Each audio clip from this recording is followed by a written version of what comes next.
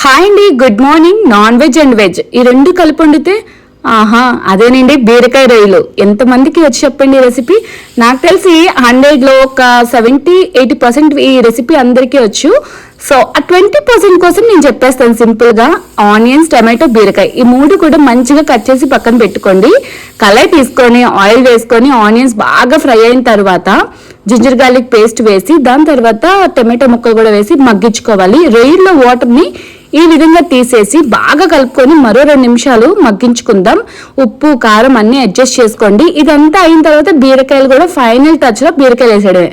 వేసేసిన తర్వాత బీరకాయల వాటర్ అంతా ఇంకిపోవాలండి. ఇంకిపోతే మనకి కర్రీ అనేది ఈ విధంగా వస్తుంది. అంతేనండి, ఇంకా అయిపోయినట్టే. ఇంకా వేడి వేడి అన్నంలో వేసుకొని తింటే బిర్యానీ ఎందుకని అంటారు మీరు, అంత బాగుంటుంది.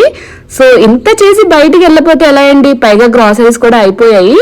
రిలయన్స్ మార్ట్కి వచ్చాం. ఇక్కడ ఆఫర్స్ ఏవో ఉన్నాయి, చూస్తున్నాం. కానీ ఎన్ని చూసినా సరే నాకు నచ్చే ఐటమ్ ఇదే. మీరు ఎంతమందికి ఇలా ఉంటుంది నాలాగా.